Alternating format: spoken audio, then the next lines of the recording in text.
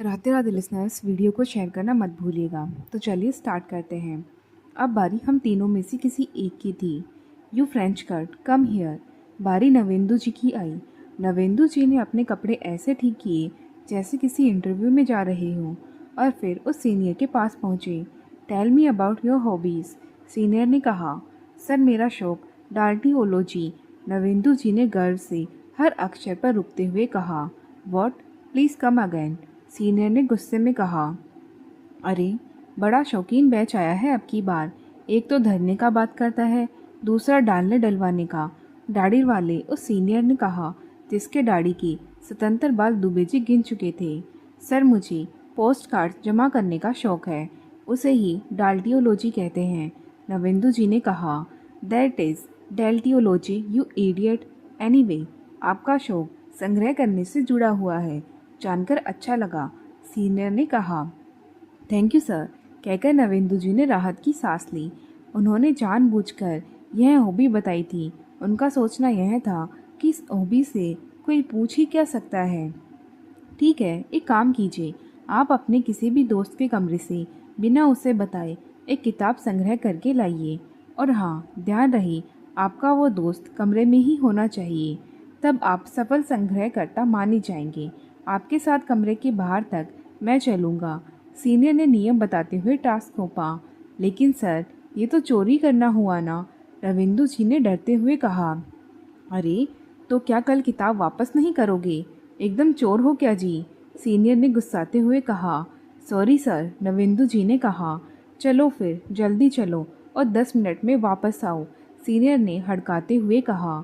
नवेंदु जी संत आदमी, उनके नाम में जी केवल इस कारण से लगा कि वो सम्मान देने में जड़ चेतन, पशु पक्षी, पेड़ पौधे, प्रोफेसर, स्टूडेंट इत्यादि किसी में भेदभाव नहीं करते थे। सबको सम्मान भाव से सम्मान देते थे। गाली देना तो क्या, लिख भी नहीं सकते थे। साला तो उन्होंने कभी अपने साले को भी नहीं कहा था। मतलब कुल मिलाकर तीसरी कसम के हीरामन थे हमारे नवेंदु जी। और आज इस धर्मात्मा को चोरी करनी थी। खैर, यह सोचकर कि भगवान और भगवान दास सब देख रहे हैं, नवेंदु जी सुशील के रूम में घुसे, जो कॉमन रूम से सबसे नज़दीक था। नवेंदु जी जब दबे पांव कमरे में घुसे, तब सुशील चेहरे पर चादर ताने सोया हुआ था। नवेंदु जी धीमे से उसके टेबल तक गए। टेबल पर एक टेबल लैंप जल रहा था और किताबों के साथ बस एक फ़ोटो स्टैंड रखा था, जिसमें एक लड़की की तस्वीर लगी थी। तस्वीर से जाहिर था कि वह सुशील की बहन थी। नवेंदु जी ने उस पर एक नज़र डालते हुए बंद पड़ी सबसे पतली किताब उठाकर शर्ट के अंदर डाल ली। अभी वह मुड़ने ही वाले थे कि पीछे से आवाज़ आई, क्या कर रही हैं नवेंदु जी? आवाज़ सुशील की थी। आपका फैमिली एल्बम खोज रहे थे। नवेंदु जी ने विचलित हुए बिना काबिले तारीफ शांति से जवाब दिया और मुड़कर बिस्तर पर बैठ गए। मेरा फैमिली एल्बम क्यों? सुशील ने थोड़ा कुड़ते हुए और थोड़ी शंका से सवाल किया। चेहरा मिलाना था आपकी बहन का। बड़ी खूबसूरत है महाराज, नवेंदु जी ने शब्द चबा चबा कर कहा। वॉट? सुशील हक्का बक्का था। हाँ, भगवान कसम झूठ नहीं बोल रहे हैं। किस पर गई है वैसे, अंकल पर या आंटी पर? नवेंदु जी संत आदमी थे, झूठ तो बोलते ही नहीं थे। What do you mean? Don't you have manners to talk? मैं कल ही आपकी शिकायत वार्डन से करूँगा, सुशील ने चिल्लाते हुए कहा। अरे, हम तो कॉम्प्लीमेंट दिए थे, अब आपको कॉम्प्लीमेंट नहीं चाहिए तो कोई बात नहीं।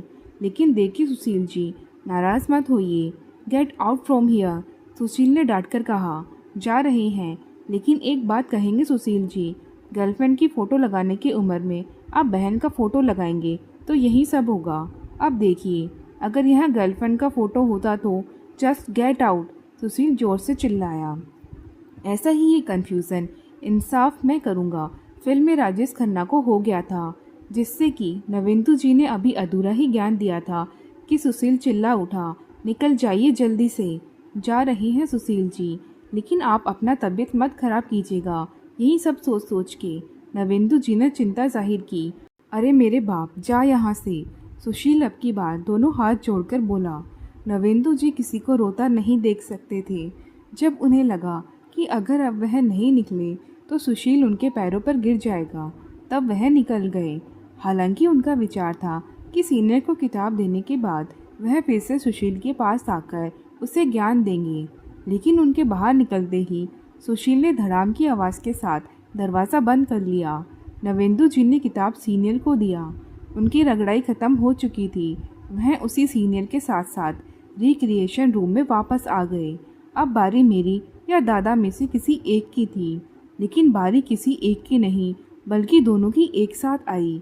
शायद इसीलिए हमें अंत में बुलाया गया था। रूम नंबर 79, कम फॉरवर्ड, एक आदेश गूंजा। हम दोनों आवाज़ देने वाले के पास पहुंच गए। अब तक सारे सीनियर एक घेरा बनाकर हमें घेर चुके थे। तुम दोनों ने अपने रूम के बाहर दरवाजे पर अपना नाम लिखा है।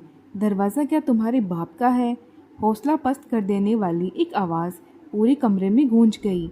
सॉरी सर, मैंने अपनी शर्ट का तीसरा बटन देखते हुए कहा। मैंने कहीं पढ़ा था कि जब आपकी रैगिंग हो रही हो तो आपको अपना तीसरा बटन देखते रहना चाहिए, इससे अच्छा प्रभाव पड़ता है। तुम दोनों सिगरेट पीते हो?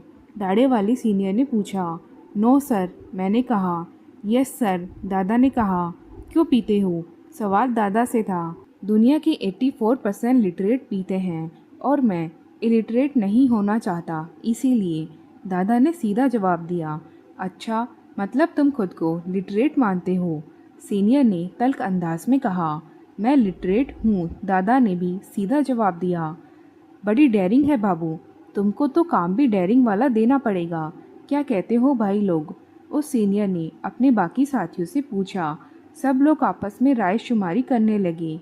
सभी लोगों से राय शुमारी करने के बाद जो टास्क हमें दिया गया वो किसी आत्महत्या से कम नहीं था। हाँ तो रूम नंबर 79, यह टास्क आप दोनों के लिए है। आप लोग गर्ल्स हॉस्टल में घुसेंगे और वहाँ से एक ऐसी चीज़ लाएंगे जो सिर्फ लड़कियाँ इस्तेमाल करती हैं। सीनियर ने एक अर्थपूर्ण मुस्कुराहट दबाते हुए कहा। क्या? Girls hostel? मैंने हद-पर्द होते हुए कहा। मुझे सपने में भी इसकी उम्मीद नहीं थी। लेकिन सर, गर्ल्स हॉस्टल तो किले की तरह है, हमारा वहाँ घुसना नामुमकिन है, दादा ने कहा।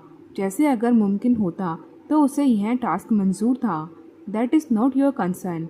आपको गर्ल्स हॉस्टल में हमारा मैस वाला महाराज घुसा देगा, उसके बाद की जिम्मेदारी आपकी है, सीनियर ने कहा। सर, मुझे ये टास्क मंजूर नहीं। अभी मैंने यह आधा ही कहा था कि एक झन्नाटेदार थप्पड़ ने मेरे कान सुन कर दिए। यह कोई विधेयक पास हो रहा है कि तुम्हें मंजूर नहीं है? तुमसे राय मांगी किसने बे? साले, गोदी में लिए तो आँख में उंगली डाल रहे हो। चुपचाप जाओ और जल्दी लौटो। और याद रहे, ऐसा कुछ जो केवल लड़कियों के काम का हो, अंड बंड कुछ लेकर आए या बिना कुछ लिए आए तो फिर दौड़ाएंगे और अब की बार खुद ही भीतर जाना होगा, सीनियर ने कहा। लेकिन सर, हम भीतर कैसे जाएंगे? दादा ने कहा। कहा ना, मैस वाले दुर्गा महाराज तुम्हें भीतर तक पहुंचा देंगे। दुर्गा, ये दोनों लखेन के त्रिवेणी हॉस्टल छोड़ आवा। जबले भीतर न चल जईते तब ते आइला मत, सीनियर ने मैस महाराज से कहा। दुर्गा महाराज भगवान दास हॉस्टल के रसोइये, और यहाँ हर रसोइया महाराज ही कहा जाता है।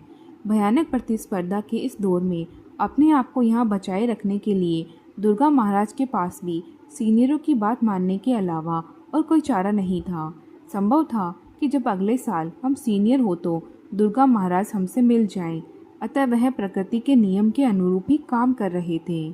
खैर, आदेश के अनुसार दुर्गा महाराज हमें लेकर त्रिवेणी हॉस्टल की ओर चले। गर्ल्स हॉस्टल हमारे भगवान दास हॉस्टल से 1 किलोमीटर की दूरी पर था।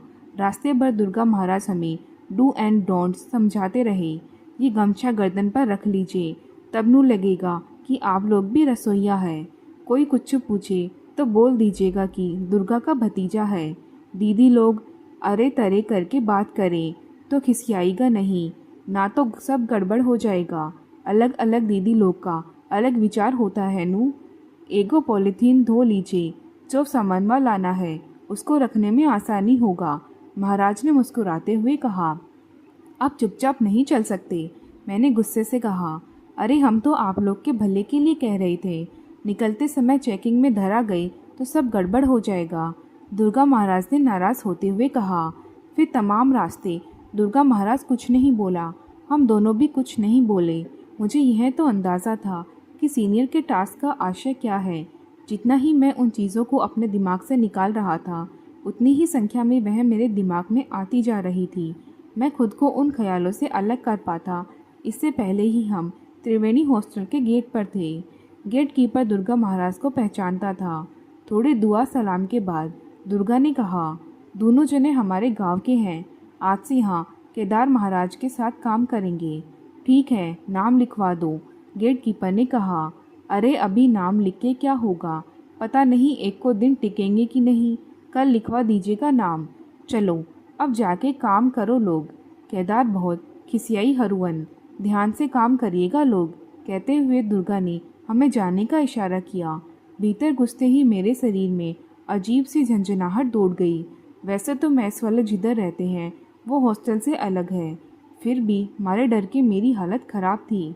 मैं अंगोछे से मुंह छिपाने ही वाला था कि दादा ने दांत पीसते हुए कहा, क्या कर रहा है, इतनी गर्मी में मुंह बांधेगा तो वैसे ही शक हो जाएगा। डर लग रहा है भाई, मैंने कहा। हमको भी लग रहा है, तो क्या करें, जाके गेट कीपर को बोल दे कि भाई हम यहाँ कढ़ाई उठाने नहीं सामान उठाने आए हैं। दादा ने गुस्से से कहा।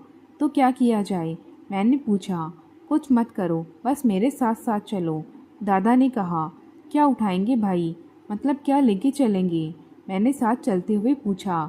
जैसे कि तुमको पता ही नहीं है, दादा ने फुसफुसाते हुए कहा। महज टी शर्ट और हौजरी लोअर्स में हम मैस वालों से अलग बिल्कुल नहीं लग रहे थे। ऊपर से कंधे पर रखे गमछे ने हमें बिल्कुल उनके बीच का बना दिया था। 2500 मैस वालों के बीच किसी को हम पर शक इसीलिए भी नहीं हुआ क्योंकि नए सेशन में अक्सर मैस में नए चेहरे दिखते हैं। केदार महाराज को पूछते हुए हम मैस वालों के ओसारे में दाखिल तो हो गए, मगर हमारा मकसद केदार महाराज से मिलना नहीं था। हमारा मकसद किसी तरह गर्ल्स हॉस्टल में दाखिल होना था। प्याज, आलू और मटर के बीच से होते हुए हम मैस तक पहुंच गए। वहाँ काफ़ी शोर शराबा था। इतनी संख्या में लड़कियाँ मैंने बस फिल्मों के ग्रुप डांस में देखी थी। सबकी सब बोल रही थी, कोई सुन नहीं रहा था। दादा शायद कुछ सोच रहा था, मगर मैं उन्हीं लड़कियों को निहारने में व्यस्त था। अचानक एक बेंच पर मेरी नज़र रुक गई। दादा दादा उधर देख, अबे वो अपने फैकल्टी की लड़कियां हैं, मैंने उन्हें फैकल्टी में देखा है। तो भाई उनको फिर से फैकल्टी में ही देख लेना, इतना रिस्क लेकर फैकल्टी की लड़की ही देखेगा, दादा ने झल्लाते हुए कहा। तुमने कुछ सोचा, मैंने मुंह गिराकर कहा। हाँ, लड़कियों के खाकर जाने का इंतज़ार करना होगा, फिर यह छोटा पासवे फाँद कर इनके रूम के कॉरिडोर में दाखिल होना होगा। वहाँ बाहर कुछ ना कुछ तो मिल ही जाएगा, दादा ने आशा जताई। ठीक है, लेकिन तब तक क्या करें, मैंने पूछा। तू लड़की देख, मैं बैठकर मटर छीलता हूँ। दादा मेरा सबसे अच्छा दोस्त था। लड़कियों के जाते जाते दादा लगभग 2 किलो मटर छील चुका था और मैं कम से कम 2 दर्जन लड़कियों की तस्वीर जहन में उतार चुका था। 25वीं लड़की के बारे में सोच ही रहा था कि दादा ने मेरा ध्यान भंग कर दिया। सब चली गई क्या? हाँ, मैंने कहा। तो साले बता क्यों नहीं रहा है, हम क्या यहाँ मटर छीलने आए हैं? दादा ने गुस्साते हुए कहा। हम सोच रहे थे कि मैस वालों का किस्मत कितना सही है यार। भैया भैया कहती है सब तो क्या हुआ, आखिर पारो भी तो देवदास को देवदा कहती थी। मैंने किस्मत को कोसा। अच्छा, मुंह पहले ही बाद में, अब ध्यान से सुनो। हम ये पास से फांद कर उधर जा रहे हैं और उम्मीद है कि कॉरिडोर में कुछ ना कुछ मिल जाएगा। भागकर आते हैं, तुम तब तक मैस वालों को संभालना, ठीक? दादा ने प्लान बनाया।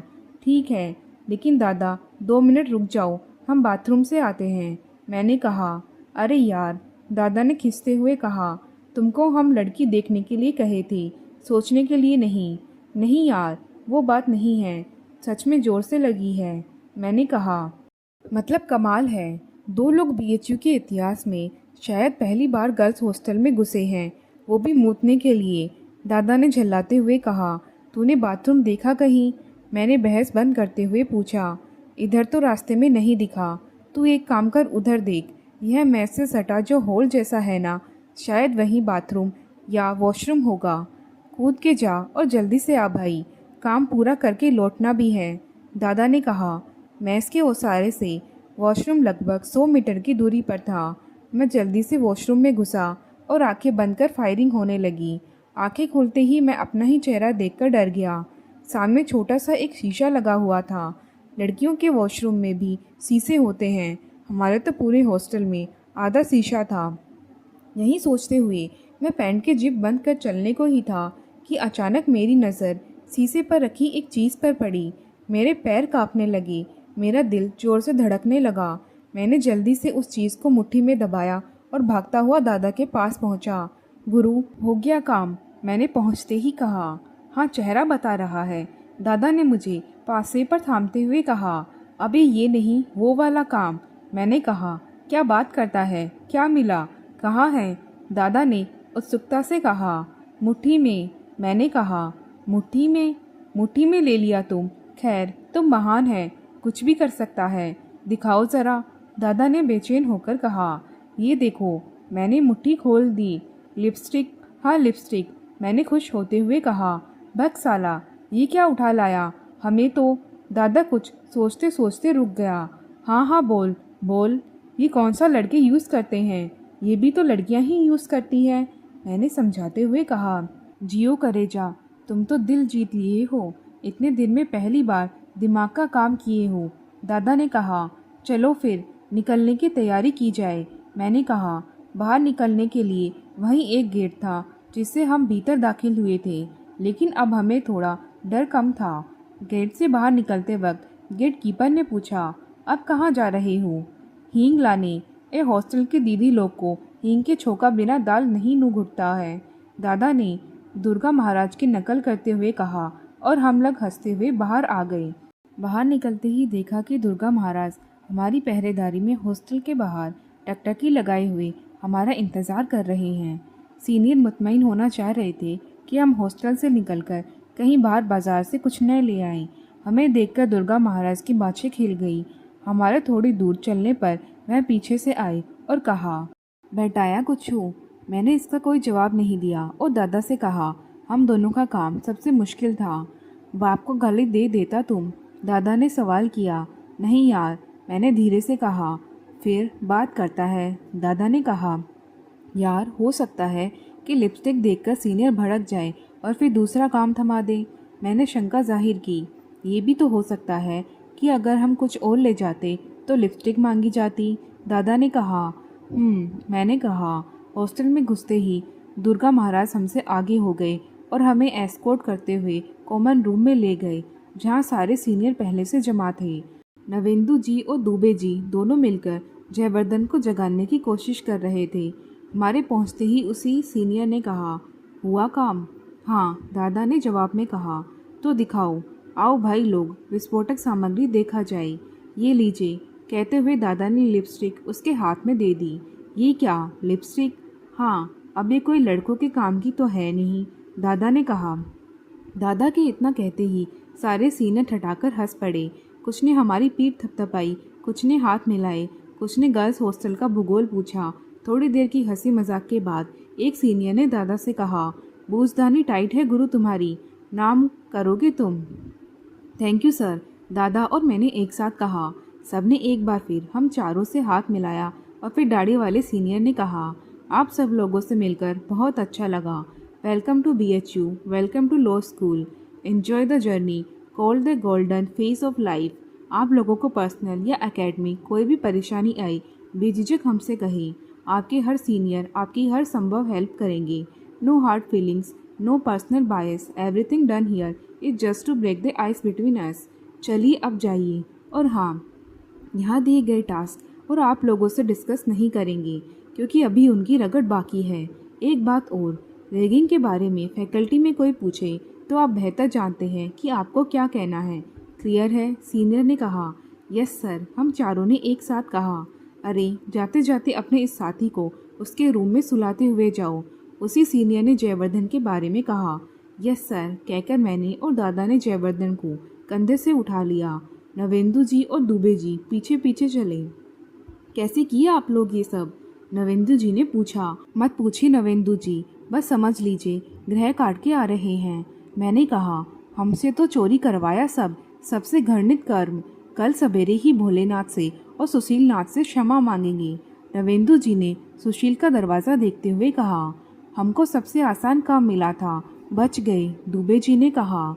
हाँ बुजुर्गों के बाप को पेट भर गाली देने से भी आसान कुछ है क्या? दादा ने जयवर्धन को उसके कमरे में लिटाते हुए कहा।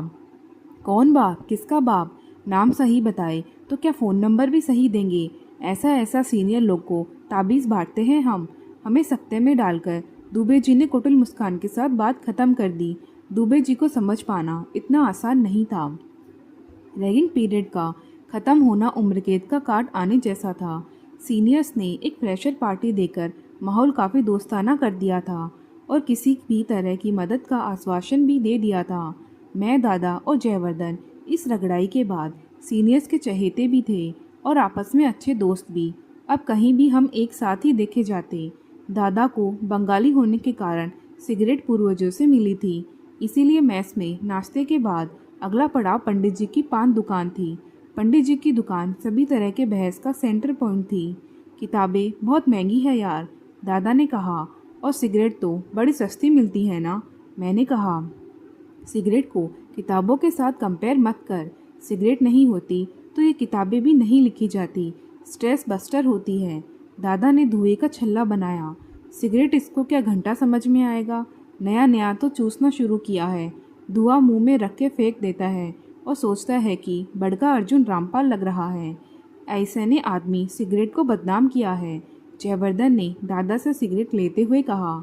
अच्छा सिगरेट छोड़ो और बता कि कौन कौन सी किताबें लेनी हैं, दादा ने कहा। ऐसा करते हैं, लेक्चरर से कंसल्ट करते हैं, मैंने कहा। फिर की ना वही बात। अरे लेक्चरर क्या बताएंगे, अपने तो एक ही किताब जिंदगी भर पढ़ा, सब आज तक वहीं पढ़ाता रहता है। यह 10 सब्जेक्ट पढ़ना है, जयवर्धन ने कहा। फिर ऐसा करते हैं, अनिमेश भैया के पास चलते हैं, अच्छे सीनियर हैं, वो बता देंगे कि कौन सी किताब अच्छी है, मैंने राय दी। हाँ साले, वो तुमको चढ़ा दिया कि तुम इंटेलेक्चुअल जैसा बात करते हो तो अच्छा सीनियर हो गया। ये नहीं दिख रहा कि साला तुम्हारे जैकेट पहन के 5 दिन से घूम रहा है। किताब पूछने जाओगे तो शर्ट भी उतरवा लेगा। गई मांगने पूत को आई भतार। जयवर्धन की कहावतों से हम धीरे धीरे परिचित हो रहे थे। साले तुम लोग किसी डिसीजन पर नहीं पहुंचोगे। ऐसा करते हैं, 3-3 किताब 3 लोग खरीद लेते हैं। प्रोफेशनल एथिक्स के लिए किताब की ज़रूरत नहीं होती, ठीक? दादा ने पूछा। ठीक, मैंने कहा। ठीक है, जयवर्धन ने भी हामी भरी। और बेयर एक्ट का क्या, मैंने कहा। फिर साला गंदा बात। अरे पढ़ाई लिखाई के समय बेयर टाइप गंदा बात मत करो, जयवर्धन ने हंसते हुए कहा। LLB 3 इयर्स कोर्स के लिए न्यूनतम योग्यता होती है ग्रेजुएशन। हम सब ग्रेजुएट थे, लेकिन कॉलेज में क्लास कौन करता है, सो क्लास करने की आदत छूट गई थी। अब यहाँ दिन भर की 5 क्लास करने में देवता पितर याद आ रहे थे। हर सेमेस्टर में 10 सब्जेक्ट्स पढ़ने थे और हर क्लास में 75% अटेंडेंस ज़रूरी थी। कैसा कॉलेज है बे? 6 महीने में 10 सब्जेक्ट तो स्कूल में भी नहीं पढ़े थे, मैंने कहा। कौन बोला ये कॉलेज है? इसका तो नाम ही लो स्कूल है। 75% अटेंडेंस होना भी ज़रूरी है, जयवर्धन ने कहा। किसने कहा, मैंने पूछा। तूने टेस्ट कैसे पास किया था बे? साले ने प्रोस्पेक्ट्स तक नहीं देखा है। इसका एग्ज़ाम पक्का किसी और ने दिया होगा, दादा ने जयवर्धन से कहा। अटेंडेंस कैसे बनेगा? हमको तो आज पहला ही दिन इतनी ज़्यादा नींद आ रही थी। 5 घंटा रोज़ कैसे बैठेंगे, मैंने कहा। प्रॉक्सी यही एक तरीका है, दादा ने कहा। फिर भी कितने क्लास में कोई प्रॉक्सी मारेगा, जयवर्धन ने कहा। सब क्लास में ज़रूरत नहीं पड़ेगी, हम सीनियर से पता किए हैं। जो टीचर अटेंडेंस को लेकर बहुत स्ट्रिक्ट है, बस उन्हीं की क्लास में प्रॉक्सी होगी, बाकी व्यवस्था कर लेंगे, दादा ने कहा। चलो फिर ठीक है, सवेरे से क्लास करते करते थक गए हैं, लंका चला जाए। सुने हैं वहाँ हेरिटेज हॉस्पिटल के पास बढ़िया मैंगो शेक बनता है, जयवर्धन ने कहा। लेक्चर हफ्ते में 6 दिन सुबह 10 बजे से शुरू होकर शाम के 5 बजे तक चलते थे।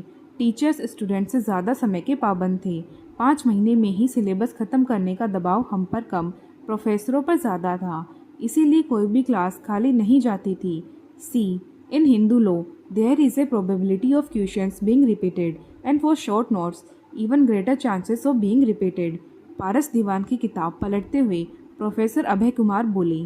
पारस दीवान और अभय कुमार का सिम्बायोटिक रिलेशन था। बिना पारस दीवान की किताब के अभय कुमार कहीं पाए ही नहीं जाते थे और अभय कुमार से पहले पारस दीवान को कोई जानता नहीं था। अभय कुमार का संबंध बीइंग से भी था, बिना बीइंग के वो कोई लाइन पूरी ही नहीं करते थे। So the topic being study yesterday was marriage. Can anyone answer what are the essential of Hindu marriage? Abhay Kumar ने पूरी क्लास के सामने सवाल रखा और नज़रों से जवाब ढूंढने लगे। उनकी आंख में देखते रहो, हमसे नहीं पूछेंगे। मैंने धीरे से दादा से कहा, अभी आंख में देखेंगे तो ज़रूर पूछ देंगे। दादा ने भी धीरे से कहा, आंख चुराओगे तब पकड़ लेंगे। शो सम कॉन्फिडेंस, मैंने फुसफुसाते हुए कहा। क्यों भाई, you blue shirt, what are the essential of Hindu marriage? Abhay Kumar ने शिकार ढूंढ लिया था। मैंने पहले अपनी शर्ट देखी, फिर दादा की, और राहत की सांस ली।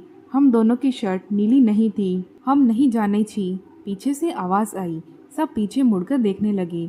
हंसने की हिम्मत अभय कुमार के क्लास में तो कम से कम किसी की नहीं थी। What nonsense you are being talking, Abhay Kumar चिल्लाए। सब हमी बतेब त आहा की करब।